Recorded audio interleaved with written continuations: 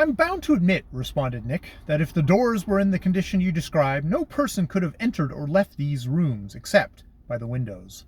Well, it had been raining hard and the ground was soft. We looked carefully under all windows.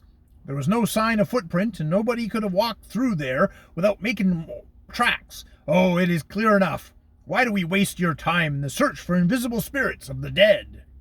He rambled on in this way for several minutes, and Nick did not try to stop him. The colonel was last interrupted, however, by the entrance of his daughter. Mrs. Pond had been out driving. She learned, on her return, that a stranger had come to the house, and she hurried into the parlor, suspecting who was there. "I'm delighted to see you, Mr. Crtr," she exclaimed. "You will clear up this abominable mystery, and relieve my father's mind from these delusions." "Then you do not share his opinions," said Nick. Mrs. Pond laughed nervously.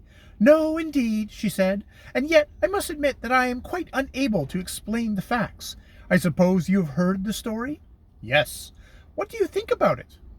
"It is much too early in the case for me to express an opinion, but there are one or two questions that I should like to ask you."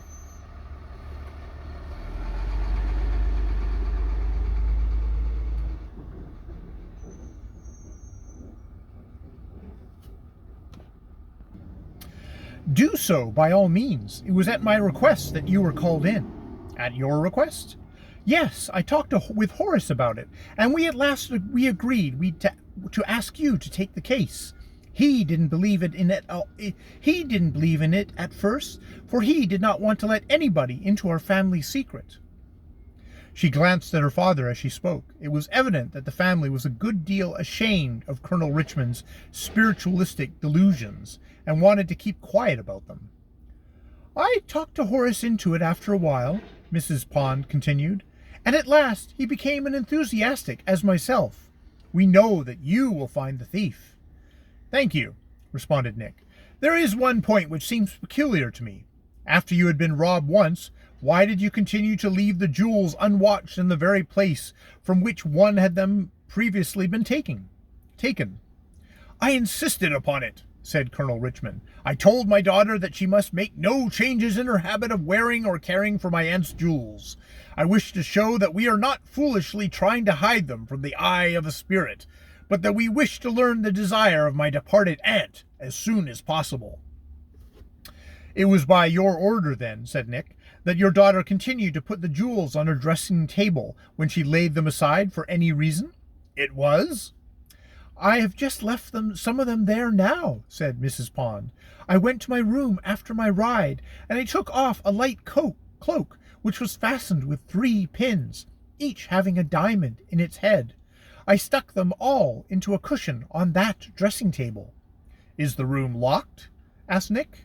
"Yes," replied Mrs. Pond, and she produced the key of the door which opened the hall from above.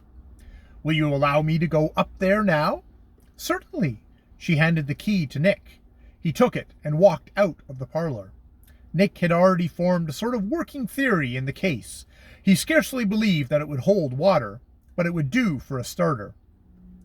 The most probable explanation that had come to him was that Mrs. Pond had not really been robbed at all. It might have been that she had some motive for making these articles vanish. Perhaps she had some need of money and was secretly selling them against the wish of her husband and her father.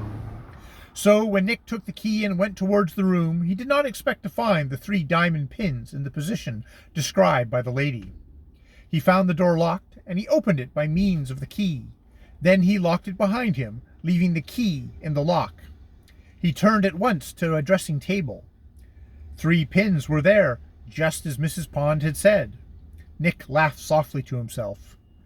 "That looks bad for my first shot at this queer case," he said, "but perhaps she didn't dare work the game while I was in the house." He glanced out the window of the room. 2 servants were in the yard. They seemed to be explaining the robberies to a new driver of a groceryman's wagon, for they had one of his arms apiece, and were pointing to the window. Nick walked to the sitting room and spent some minutes examining the walls, and especially the door leading towards the old part of the house. He found nothing at all to reward his search. There was absolutely no secret entrance. The detective decided that nothing further could be done in that room. He walked towards the other. To his astonishment, he found that the door had been closed while he had been busy with his investigations.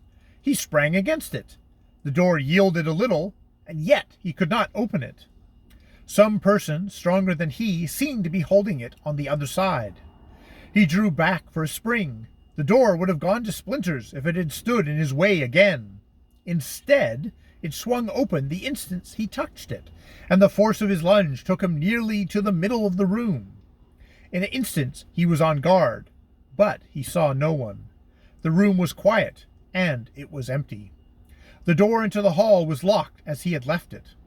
All was the same, except that on the dressing table was the cushion bearing 2 diamond pins instead of 3. The robbery had been done, as one might say, under the nose of the greatest detective in the world. "Well, this takes my breath away," said Nick to himself. "It's the nerviest challenge that ever was sprung on me." End of Chapter 2.